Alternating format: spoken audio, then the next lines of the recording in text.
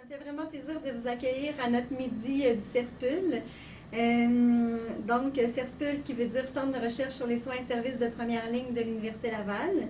Je m'appelle Anne Chamberlain, je suis chef de service aux affaires administratives et scientifiques de la recherche en soutien à notre directeur scientifique Serge Dumont. Il me fait vraiment plaisir de vous présenter les deux conférenciers d'aujourd'hui qui nous parleront de jouer ensemble au bingo. C'est des observations sociologiques sur ce loisir-là dans un centre d'hébergement.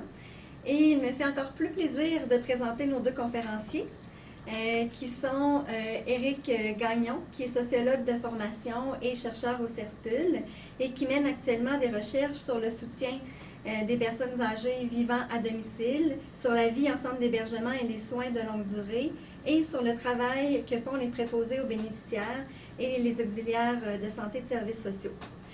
Comme vous le savez, pour plusieurs, il a publié différents livres, plusieurs articles aussi sur le bénévolat, les droits des usagers et a développé des cadres sociaux sur l'expérience de la maladie. Alors, merci Éric d'être avec nous.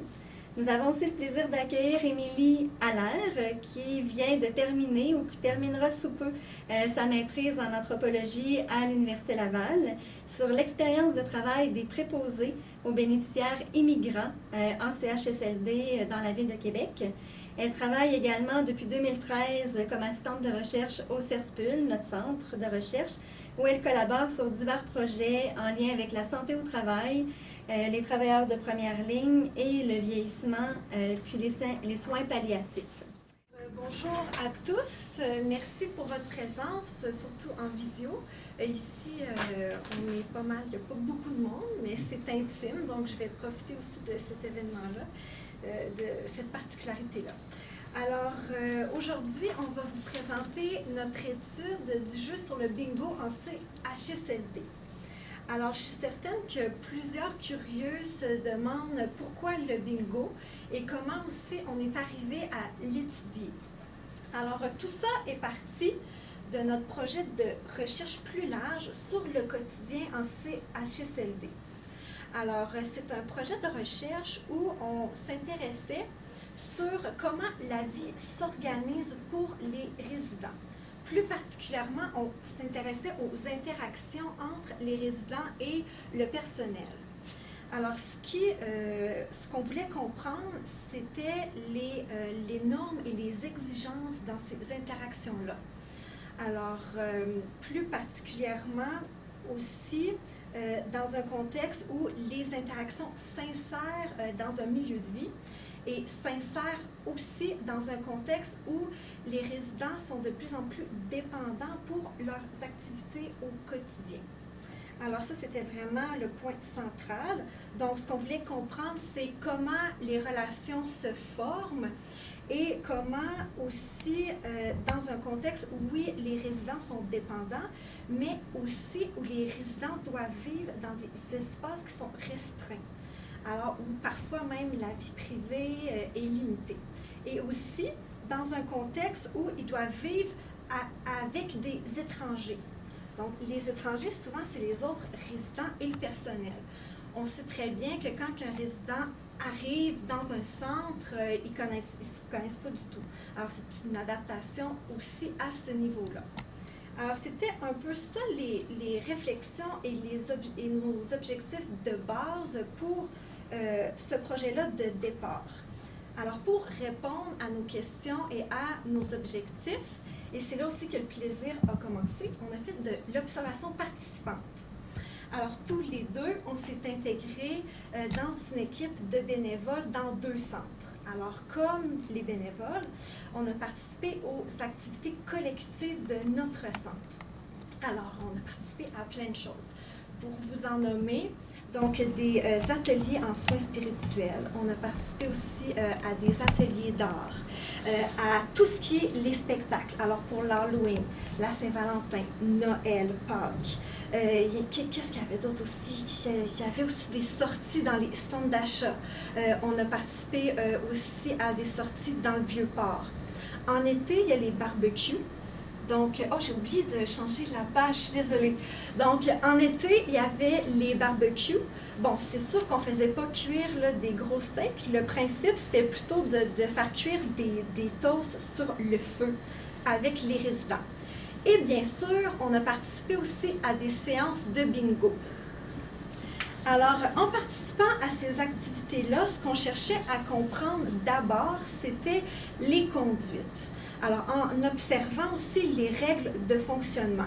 Alors, les horaires, la division du travail, les tâches, les activités et les responsabilités aussi de chacun dans ces activités-là. Bien sûr, ce qui nous intéressait, c'était les interactions. Alors, on a observé les gestes, les postures, les regards, les paroles dans les interactions. Et puis, au fur et à mesure de nos observations, le bingo a vraiment retenu notre attention. Pourquoi?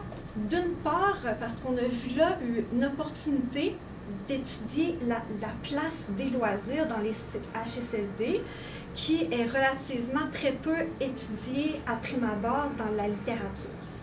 Et d'autre part, après quelques séances de bingo, ce qu'on a constaté, c'est que le bingo était révélateur d'un ensemble de difficultés dans les centres. Et aussi, du même coup, ce qui était pertinent, c'est que le bingo, pouvait aussi offrir un ensemble de solutions pour ces difficultés-là. Aussi, en l'observant, on a remarqué que le bingo pouvait nous apprendre sur les règles et les formes d'interaction dans les centres. Alors, c'est pourquoi on a décidé de l'étudier. Alors, puis on y reviendra plus tard aussi sur les difficultés que je vous parle. Alors, comme bénévole, on a participé au bingo. Donc, le nombre de séances, c'est 18 séances. Et on a carrément fait comme les bénévoles. Donc, on a aidé les résidents à jouer au bingo. Et en même temps, on faisait nos observations. Alors, ce qu'on tentait d'observer dans le bingo, c'était d'abord le déroulement du jeu. C'est quoi qui se passe? Les comportements, les gestes, les paroles, les objets qu'on manipule, la circulation aussi, hein, parce qu'il y a une circulation des objets, il y a une circulation du personnel. Ensuite, les routines du jeu et les imprévus. Alors voilà, grosso modo, pour la méthode, on ne va pas entrer beaucoup dans les détails, parce qu'on n'a pas beaucoup de temps non plus. Alors, avant de plonger dans le cœur du bingo, j'aimerais vous dire quelques mots sur la vie en hébergement. Et puis ça aussi, c'est important. Les points que je vais dire, c'est des points qu'on va retenir tout au long de la présentation aussi pour comprendre notre analyse. D'abord, quelques mots sur les résidents. Alors, comme je le disais, c'est des résidents qui sont de plus en plus avec des capacités limitées, ce qui en font des personnes dépendantes. Alors, dépendantes de qui? Dépendantes du personnel. Alors, des personnes qui ne peuvent plus faire grand-chose par elles-mêmes dans leur quotidien. En lien avec ça, le deuxième point, ce qu'on a remarqué, c'est que les résidents sont constamment dans l'attente. Dans l'attente, étant donné qu'ils sont dépendants. Donc ça, c'est quelque chose vraiment qu'on parle très peu dans la littérature de l'attente. Mais nous, c'était vraiment frappant dans nos observations. On a constaté que les résidents ne font qu'attendre de leur journée. On attend à la salle à manger ou dans la chambre pour les repas. On attend devant l'ascenseur. On attend qu'une activité de loisir commence. On attend que la visite vienne. On attend pour se faire prendre son bain. On attend pour se faire changer. Ou on attend tout simplement pour passer de son lit au fauteuil. Alors, l'attente est omniprésente. Aussi, ça s'insère dans un contexte aussi où les résidents se déplacent lentement, sont dépendants, et aussi dans un contexte où, malheureusement, parfois, il y a un manque de personnel sur le plancher. Alors, ce qui fait que les résidents doivent attendre tous les jours pour chaque chose qu'ils veulent faire. Alors, voilà pour l'attente aussi, on y reviendra, c'est important pour les prochains points qui s'en viennent. Alors, le troisième point et le dernier point, ce sont les approches, en fait, que l'on retrouve dans tous les centres maintenant au Québec. Alors, on parle de l'approche milieu de vie et l'approche relationnelle de soins. L'approche milieu de vie, grosso modo, elle vise à favoriser le bien-être et l'autonomie des résidents. Donc, en offrant des services personnalisés à chacun. Donc, selon leurs goûts, leurs besoins, selon leurs préférences et leurs valeurs. L'approche relationnelle de soins, elle, est utilisée surtout par le personnel dans les interactions avec les résidents. On l'utilise pour améliorer les soins et surtout aussi pour diminuer les comportements perturbateurs des résidents. Il y a beaucoup de résidents qui sont agités. Alors, ça permet au personnel des stratégies tactiles et verbales pour calmer le résident dans les soins qu'ils ont à donner. Par contre, ici, on tient quand même à mentionner que ces approches-là sont relativement difficiles à mettre en place dans un contexte où il y a un manque de personnel. Donc, le manque de personnel rend souvent difficile la personnalisation des soins.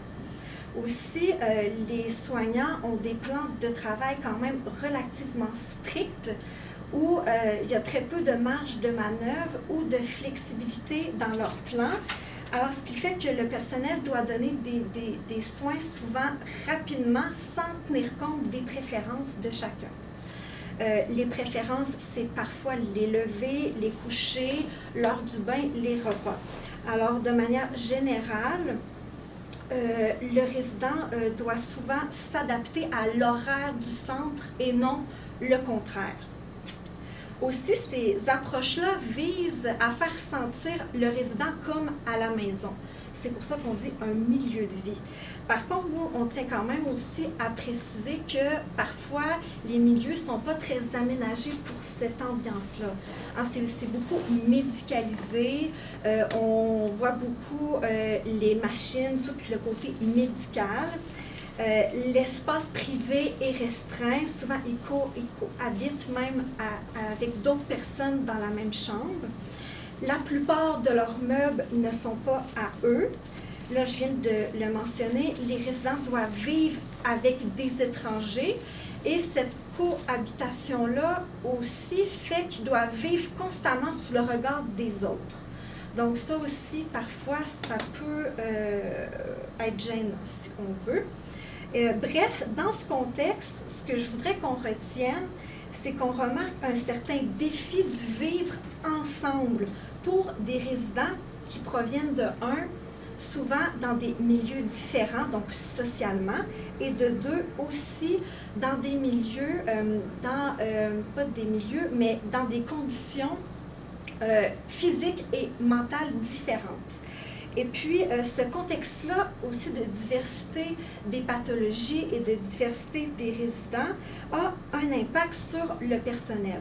Alors, le personnel, lui, ça lui demande aussi un certain effort supplémentaire pour bien coordonner les soins, les repas et les activités. Alors, voilà pour le contexte que je voudrais qu'on retienne pour la suite de la présentation. Alors maintenant, on peut plonger dans le cœur du bingo et je laisse la parole à mon collègue. Merci, Émilie. Excuserez un peu ma voix râpeuse. C'est pas l'émotion, c'est la grippe. Et elle est costaud. Alors, très vite, quand on a commencé à faire de l'observation participante, on s'est intéressé au bingo et a retenu notre attention. Pourquoi le bingo? Évidemment, parce que d'abord, on s'est laissé prendre, si vous me permettez l'expression, on s'est laissé prendre un peu par le jeu. C'est-à-dire que il se développe à ce moment-là, dans une partie de bingo, beaucoup de fébrilité. Alors là, on s'est mis à jouer avec les résidents bingo et il y avait quelque chose, évidemment, de très, très, très excitant. Ce qui était aussi intéressant, et pourquoi ça a retenu notre attention, c'est qu'il y en a aussi dans tous les centres de bingo et il y en a dans tous les centres d'hébergement au Québec, il y a toutes les semaines. On a au moins une partie de bingo au programme. Et au départ, on y allait comme on y allait à toutes les activités, et au début, ça nous apparaissait comme quelque chose d'assez banal, le bingo. On sait au Québec, c'est quand même quelque chose qui se pratique depuis longtemps. Puis, on a essayé d'aller au-delà de cette banalité-là, du fait qu'il y en a partout, que c'est un jeu relativement simple. Je vais y revenir tantôt sur la simplicité. Et au-delà de ce caractère banal-là, qu'est-ce qu'il y avait derrière ça? Parce qu'on s'est aperçu, on s'est vite à se demander comment on joue au bingo. Autrement dit, comment les individus s'insèrent dans l'activité du bingo, et quelles conditions ils peuvent jouer au bingo. C'est loin d'être évident, en fait. Vous allez voir comment ça leur permet d'anticiper ce qui va arriver, de collaborer et ainsi de participer au jeu. Et c'est là que le bingo nous est apparu un révélateur. Les conditions pour participer au bingo, au fond, nous révélaient beaucoup les conditions pour participer à la vie dans un centre d'hébergement, au fond. C'est dans ce sens-là que c'est un révélateur. Vous allez voir, étant donné la méthodologie qu'on a utilisée de participation, d'observation participante, ce qu'on va décrire, c'est ce qui se passe dans le jeu, et non pas ce que les gens en disent. On n'a pas interrogé les résidents ou le personnel après ça, c'était quoi le bingo. Mais ce qui se passe pendant une partie de bingo. Et voilà. La première chose qu'on peut remarquer dans une partie de bingo, dans un centre d'hébergement, c'est tout ce qui circule dans une partie, qui est extrêmement important. D'abord, première chose, un bingo, je pense que tout le monde ici a déjà joué au bingo, ou au moins a déjà assisté à une partie de bingo. Vous savez ce que c'est, on tire vous avez un boulier, on tire des boules au hasard, des chiffres, il y a 5 colonnes, 5 rangées, et puis quand on a des cartes avec des chiffres distribués de manière aléatoire. Et quand 5 chiffres sont tirés qui forment une ligne ou une diagonale, la personne a gagné et crie bingo si elle est capable de crier, parce qu'en centre d'hébergement, il y en a très peu qui sont capables de crier bingo. C'est d'ailleurs une des tâches des bénévoles de crier bingo à leur place. Alors donc, c'est un jeu simple, effectivement. C'est un jeu qui permet en principe la participation de tous les résidents, puisqu'il est relativement simple, les règles sont relativement faciles à jouer. C'est un jeu aussi qui repose évidemment beaucoup, et ce qui facilite la participation aussi des résidents, c'est la régularité de ce jeu-là. C'est à l'horaire toutes les semaines, au même endroit, à la même heure, et tout le monde espère ou cherche à s'asseoir toujours à la même place avec le même monde. Vous voyez? Donc ça s'inscrit dans une routine. OK? Même heure, même place, même lieu. Relativement simple, son fonctionnement, oui, mais ça représente quand même un défi pour des résidents en centre d'hébergement. Alors, même si on a facilité la chose pour les résidents en centre d'hébergement, on a des cartes maintenant, vous pouvez imaginer, avec des petites trappes translucides qu'il faut baisser avec le doigt. Alors, si notre chiffre B3 sort, on a B3, on baisse une petite trappe vis-à-vis de B3 qui est translucide et qui cache. Qui fait qu'au lieu de marquer avec un tampon comme on voit, on cache. C'est relativement simple, sauf que pour environ la moitié des résidents qui participent au bingo, ils ne sont pas capables de le faire seuls. Pour différentes raisons. D'abord pour des problèmes de dextérité. Plusieurs ne sont pas capables de descendre la trappe eux-mêmes. Et pour des raisons cognitives aussi. Parce que les résidents, y compris ceux qui participent au bingo, un grand nombre d'entre eux ont des problèmes cognitifs de divers ordres, okay? Qui fait qu'ils se mélangent dans les chiffres ou dans les lettres. Puis on a la difficulté à lire des fois les chiffres ou les lettres, à s'en souvenir. La mémoire change rapidement. Il y a des gens aussi auxquels il faut rappeler, après un certain temps, ne se souviennent plus qu'ils sont au bingo. Il faut les ramener dans la partie de bingo rapidement. Leur signaler qu'ils ont oublié des chiffres, qu'ils en avaient, ou qu'ils baissent des trappes alors qu'il y a des erreurs. Bref, ils ont besoin, au fond, environ la moitié à peu près des participants à une partie de bingo, du soutien des bénévoles.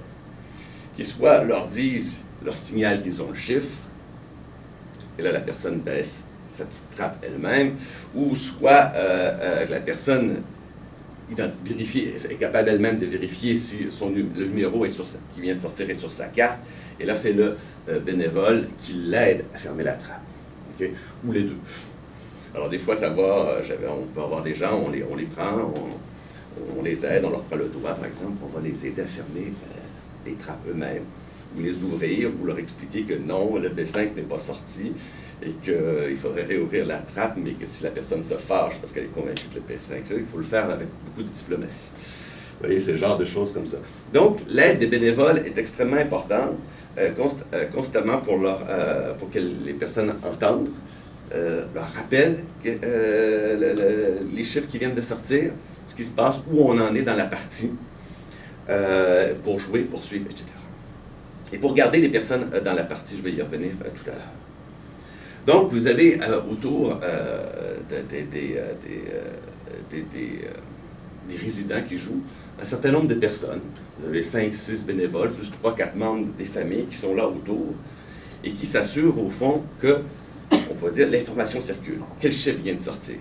Quel chiffre est sorti maintenant? Et où on en est dans la partie. Ce qui fait que l'information, grâce à ce personnel-là qui encadre, circule dans la partie. Parce que les gens ne sont pas seuls, une bonne partie des joueurs ne sera pas capable de suivre le jeu. Donc, on fait circuler l'information. C'est la première chose qui circule. C'est assez simple, mais c'est essentiel. La deuxième chose qui circule dans une partie de bingo en centre d'hébergement, c'est l'argent. Pour pouvoir participer, les gens doivent acheter leurs cartes. Louer, on devrait dire, puisqu'ils ne repartent pas avec. C'est des montants, c'est des petits montants, c'est 25 cents par carte. Ce qui fait que la plupart en ont 2, 3, certains 4 cartes. Et puis, évidemment, quand on gagne une partie, il y a un montant gagné. Alors, les parties ordinaires, quand on gagne juste sur une colonne ou une rangée, ou les 4 coins, c'est 5 $. Puis après ça, il y a les cartes pleines, avant la pause et à la toute fin de la partie, là où les montants peuvent aller à 10 ou 20 $, selon, des fois il y a des spéciaux, temps des fêtes, il y a un gros lot de 25 $. Alors, c'est des petits montants. Mais ces petits montants-là ont ont une grande importance. Okay? Il faut mettre de l'argent pour pouvoir participer. Okay? Et quand on gagne, bien, cet argent-là est essentiellement réinvesti dans le jeu. Ce qui arrive, c'est que quand on gagne $1, parce qu'on a gagné, alors l'argent, au lieu que la personne la mette dans sa poche, souvent elle est remise dans une petite boîte à son nom. Il y a une petite boîte qui vient avec le jeu du bingo. Autrement dit, elle paye ses cartes pour les fois suivantes. Ce qui fait que l'argent, quand on a un gros lot, c'est merveilleux. On a de l'argent pour se payer une gâterie, aller à la cafétéria plutôt que prendre le menu du souport, aller au petit magasin, à la boutique, etc. On peut se payer une gâterie, mais une partie de cet argent-là est réinvesti dans le bingo. Et comme tout le monde finit un jour par gagner, parce que c'est un jeu qui porte sur le hasard, bien, l'argent circule. Cet argent-là, et chacun le reçoit, se réachète des parties. Et donc, l'argent circule non seulement entre l'organisateur ou la personne qui organise le bingo et les résidents, mais entre les résidents eux-mêmes. Ce qui fait que l'argent les ramène dans le jeu, OK? Et les lie tous entre eux. Puisqu'à tour de rôle, on redistribue au fond pas la totalité, mais une partie de l'argent est redistribuée à l'ensemble des personnes à mesure que chacun gagne à son tour ou à peu près. La troisième chose qui circule dans une partie de bingo qui est très importante après information, c'est le hasard, ou c'est la chance. C'est un jeu de hasard. En principe, dans les faits, tout le monde a la même chance pour gagner au bingo. Il y en a qui ont peut-être un peu plus de chance parce qu'ils se payent 4 cartes, alors qu'il y en a d'autres qui ont juste le moyen, et oui, il y en a des gens qui ont le moyen juste de se payer une carte. Okay? Vous dites 25 cents, ça a l'air rien, mais il y a des gens qui n'ont pas beaucoup d'argent de poche en centre d'hébergement qui ne peuvent se payer qu'une carte. C'est pour ça qu'il faut qu'il est un peu important qu'ils gagnent pour pouvoir revenir dans les autres parties. Donc, mais en gros, disons que tout le monde a des chances de gagner, que la chance se répartit à peu près. Donc, la chance, elle va circuler, elle aussi, entre les joueurs. Et il est très important d'avoir de la chance. Pourquoi la chance? D'abord parce que ça fait partie du jeu. Avoir de la chance, ça donne il y a quelque chose à obtenir. Il y a un gain, il y a quelque chose ça nous permet de sortir du prévisible, de l'imprévisible. Okay? Il y a quelque chose, de sortir de la répétition. Parce que le jeu est très très simple, donc très très répétitif, mais la chance, c'est une sortie de la répétition. Et c'est ce qui rend le jeu intéressant. Ensuite, la chance, ça permet de sortir de l'anonymat. J'ai gagné. Pendant un moment, toute l'attention est sur vous. Okay? Après ça, vous pouvez aller en haut, vous pouvez parler à vos proches quand ils vont venir, vous avez gagné cette semaine. Et ensuite, la chance, bien, dans une situation où les gens vivent dans des situations très difficiles, on l'a rappelé tantôt, dans des conditions de dépendance physique et cognitive, des fois très, très fortes, la chance, c'est sortir de la malchance aussi. Okay. Et c'est sortir du quotidien. Donc, cette chance-là est extrêmement importante. Même si elle peut paraître très, très petite, très insignifiante, elle est très importante. C'est pour ça qu'il faut qu'elle circule. Et le fait qu'elle circule, elle ramène les gens au jeu. Parce que si on ne gagnait jamais, on ne reviendrait pas. La circulation de la chance, non seulement permet ce que je viens de dire, mais aussi ramène les gens au jeu. Tout comme l'information qui circule ramène les gens au jeu, l'argent qui circule ramène les gens au jeu, et la chance qui circule ramène les gens au jeu.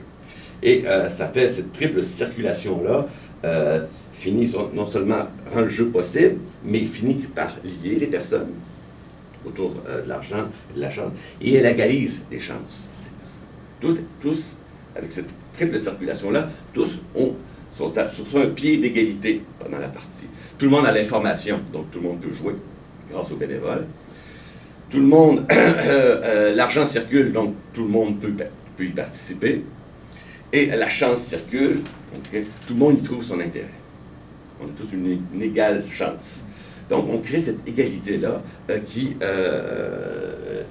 ne serait pas là autrement, que le jeu permet. Parce qu'en fait, on est avec des gens, on dit qu'ils sont tous en lourde perte d'autonomie, mais c'est des pertes d'autonomie très, très différentes. Il y en a qui marchent, il y en a qui ont des marchettes, il y en a qui ne sortent pas de leur fauteuil gériatrique, il y en a qui ne sortent pas de leur lit. Okay? Donc, c'est un monde très inégalitaire. Il y en a qui ont beaucoup d'argent de poche, il y en a qui n'ont à peu près rien. Okay? Il y en a même, des fois, on triche un petit peu pour payer des cartes des personnes alors qu'ils n'ont plus d'argent. Okay? Même si c'est 25 cents, vous imaginez. Donc, on crée une égalité par cette triple circulation-là. On parvient, du moins pendant une partie de bingo, à créer cette égalité-là.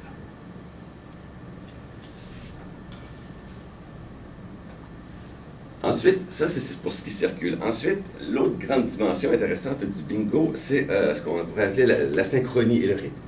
Okay. Le jeu repose en fait sur la coordination.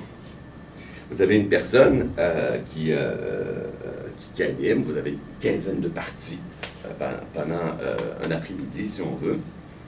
Donc une quinzaine de tours, si on veut. Donc 15 parties qui sont jouées avec 15 gagnants, si on veut, avec une pause en plein milieu. Ça dure à peu près 2 heures.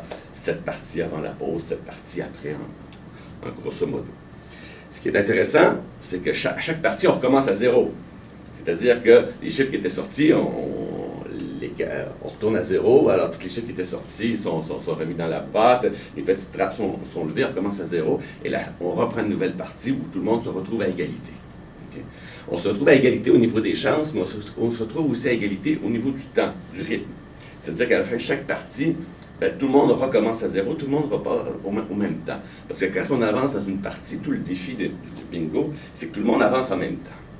Or, comme on l'a dit tantôt, il y a des problèmes physiques et des problèmes cognitifs qui font qu'il y en a qui prennent du retard. Ne comprennent pas le chiffre qui a été dit, ont besoin d'aide, le bénévole est ailleurs pendant un instant parce qu'il en aide 2, 3 en même temps, ils prennent du retard. Physiquement, il y en a avec des problèmes de coordination, accrochent leur carte qui tombe à terre, puis les chiffres s'embrouillent, il faut rattraper, vérifier sur sa carte et les ramener dans la partie constamment. Alors, on a constamment des gens qui prennent du retard et des gens qui prennent de l'avance. Mais la manière dont est conçu le bingo, okay, c'est comme on a 15 parties sur 2 heures, puis qu'on revient à zéro à chaque partie, tout le monde se retrouve sur la même ligne de départ à chaque fois. Ce qui permet de garder le monde ensemble, si on veut. Donc, cette question-là du rythme et du temps est extrêmement importante dans le bingo. Vous voyez? Pour ça, ce jeu peut fonctionner dans un centre d'hébergement. C'est que tout le monde revient constamment ensemble au même point de départ. T'sais. Et comme ça, on évite de larguer des gens ou d'autres qui vont plus vite que les autres cette année, se fatiguer d'attendre les autres. Okay. Ça permet cette coordination-là. Évidemment, le travail ici, la personne qui fait l'animation, qui lit les boules à voix haute, qui a le micro et tout ça, l'animation, qui ralentir à un moment donné le rythme quand elle voit qu'il y en a qui prennent du retard. Après ça, le réaccélérer, parce qu'il ne faut pas non plus y aller trop lentement ni trop vite, est extrêmement important. On arrive donc à faire, tout l'enjeu est une coordination. C'est que tout le monde soit dans le même temps. C'est-à-dire le même temps ici, c'est vraiment une expérience du temps à la fois un même rapport au passé, on se souvient avec la carte permet ça, des chiffres qui sont sortis précédemment, donc le passé, la mémoire de ce qui vient de se passer.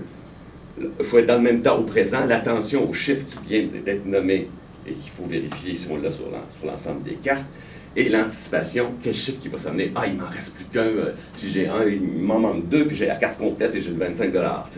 Donc, l'anticipation, l'attente, vous voyez? Et tout le monde doit être dans ce même passé-là, tout le monde doit savoir qu'est-ce qui sont les chiffres qui sont déjà sortis, dans la même attente au présent. Quel chiffre il faut s'occuper maintenant, et tout le monde doit être dans le même rapport, dans le même futur, le même rapport au futur. Qu'est-ce qui nous manque pour finir la partie? Dans la même anticipation. Vous voyez? C'est de mettre au fond tout le monde, former une synchronie, c'est former un groupe ou un collectif, puis tout le monde est au plein de vue temporel au même endroit, si on veut. Et, voyez, donc, et dans l'attente toujours du chiffre qui va sortir. Parce que qu'est-ce qui fait le jeu du bingo, qu'est-ce qui fait son intérêt, qui fait que ça peut être excitant de jouer au bingo, parce que oui, ça l'est, pour ceux qui ne jouent pas au bingo et qui pensent que c'est fort ennuyant. Moi, en tout cas, j'y ai pris énormément de plaisir. Je n'y avais jamais joué. C'est évidemment l'attente. Quel chiffre va sortir? Est-ce que je vais gagner cette fois-ci? Il me manque juste le B3. Est-ce que le B3 va sortir? Ben non, il n'arrête pas de sortir des G, des N, et jamais mon B3. Tout le monde est dans l'attente en même temps, si on veut. Okay? L'attente ici fait partie du jeu. Mais vous voyez, avec toute la synchronie ou la coordination qui est assumée par le bingo, l'attente ici devient positive. Émilie nous parlait tantôt de l'attente qui est quelque chose vécu en système d'hébergement, qui est omniprésente, qui est tout le temps là et qui est extrêmement négative. Et donc les résidents ne cessent de se plaindre. J'attends, j'ai sonné, ça fait 3 fois que je sonne. Pour organiser la partie du bingo, il fallait chercher les gens un après l'autre. Les premiers qu'on va chercher, c'est une demi-heure avant que la partie commence. Et les derniers, c'est 30 secondes, mais les premiers vont attendre une demi-heure, assis sur leur chaise. Et là, tout à coup, cette attente-là, qui est si, une question qui est si importante dans les centres d'hébergement, devient positive, ici, dans le bingo. Parce que c'est l'attente du chiffre, l'attente de savoir de l'imprévisible. Est-ce que je vais gagner? Qu'est-ce sera le prochain chiffre qui va sortir? Okay? Donc, ici, l'attente devient excitation, devient tension, une tension avec un relâchement, une fois qu'on sait qui a gagné. Et elle n'est plus, au contraire, négligence, oubli, comme les autres formes d'attente, mais plaisir de l'attente. Donc, on a vu, en gros, c'est ce qui se passe dans un bingo. Excusez-moi, je vais prendre une gorgée parce que ma voix me lâche. Donc, on a ici, dans la situation de bingo, on vous disait tantôt comment le bingo était révélateur de ce qui se passe dans un centre d'hébergement. Alors, dans le contexte, disons, artificiel d'un jeu, okay? Dans le contexte de l'encadrement d'un jeu, donc un jeu c'est encadré, vous l'avez vu, non seulement avec les règles, comment on fonctionne, la carte, les chiffres qui sont tirés au hasard, les règles assez simples, mais tout l'encadrement qui vient avec les bénévoles, et tout l'encadrement fait par l'animateur pour garder les gens tous au même rythme, au même temps, si on veut. Donc, à l'intérieur de cet encadrement-là, le bingo permet d'atteindre, au fond, des objectifs, des visées qu'a le centre d'hébergement et que le centre d'hébergement arrive en dehors du jeu très difficilement à atteindre. Et dans le moment artificiel du jeu, la partie, là, il les atteint plus facilement. Donc, on a comme un moment, si on veut, dans la semaine, où on parvient à atteindre des objectifs que dans le reste de la semaine, on a de la misère à atteindre. Okay? C'est le jeu qui permet ça. Le contexte, on dit artificiel un peu d'un jeu, le contexte un peu exceptionnel d'une partie. D'abord, elle permet la participation de tous. Vous l'avez vu avec la triple circulation de l'information, de l'argent et de la chance. Elle permet le bingo, elle permet la coordination de tout. On l'a vu, c'est la syntonie, synchronie de tous les individus. Tout le monde est dans le même temps, et on avance ensemble, si on veut. Elle permet l'individualisation, d'une certaine façon, parce qu'il y a des gens qui se distinguent grâce à la chance. On gagne aujourd'hui ou on n'a pas gagné, on est chanceux ou on n'est pas chanceux. C'est toujours le sujet de conversation dans une partie de bingo, puis pas juste dans le centre d'hébergement. Ah, je suis pas chanceux, moi je gagne jamais. À entendre les gens, personne ne gagne. T'sais. Mais en même temps, tout le monde gagne. parce que tout le monde attend le moment où on va gagner, où on se distingue, où on s'individualise, si on veut, mais à l'intérieur d'un espace extrêmement encadré. Donc, à la fois une espèce d'individualisation par l'intégration, si on veut. Et ça permet enfin la sécurité.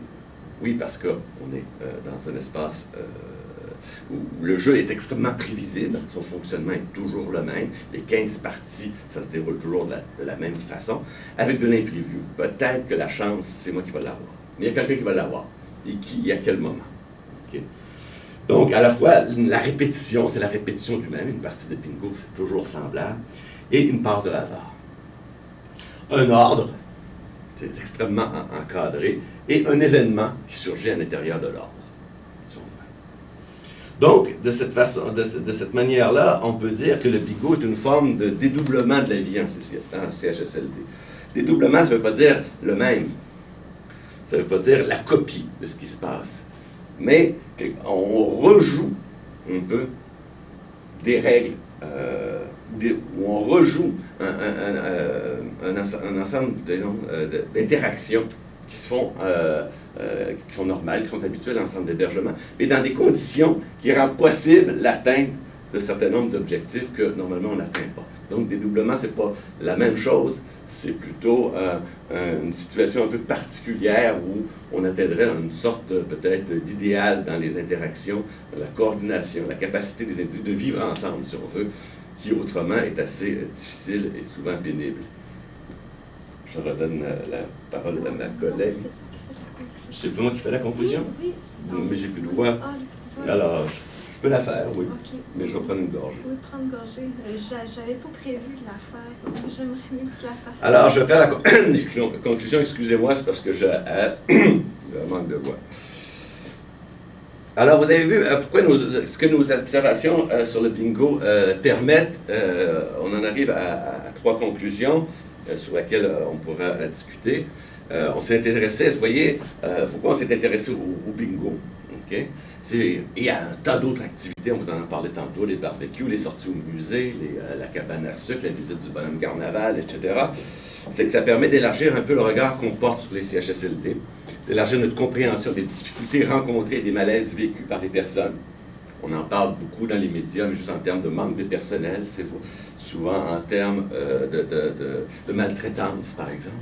Mais en fait, ce qui se passe, un bingo nous en dit beaucoup plus sur véritablement ce qui se passe dans un CHSLD que les articles dans les journaux. Okay? Et on voit aussi avec les bingos le genre d'actions qui sont entreprises pour corriger et atténuer les problèmes. Ça peut passer à travers d'un bingo et non pas juste avec des plans d'intervention, pas juste avec des nouvelles organisations du travail, etc. Ça peut passer au travers des jeux aussi. La deuxième conclusion, c'est comment aussi les efforts d'humanisation dont on a parlé, de faire des milieux de vie, la personnalisation des soins, l'approche relationnelle, donc comment tous ces efforts-là d'humanisation des services dépassent la relation de service ou la relation de soins proprement dit. Okay? Ça s'exprime, ça se réalise dans des activités parfois inattendues, comme le bingo, ou comme les autres activités dont on a parlé et qu'on a observées. Okay? Et ça nous permet de réfléchir sur les difficultés, les limites aussi de ces efforts-là. Et enfin, troisième conclusion, notre étude, ici, bien modeste, sur les bingos en centre d'hébergement, ça permet aussi d'apporter un éclairage sur la contribution des bénévoles en CHSLD. Leurs actions, vous l'avez vu, on a essayé de les décrire assez rapidement, on n'a pas pu aller trop dans le détail, leur rôle, leur contribution matérielle, très physique aussi, à la vie en centre d'hébergement, à la participation des individus, à un jeu, aux interactions avec les individus. Et évidemment, leur contribution symbolique à la création d'un milieu de vie. Voilà, merci.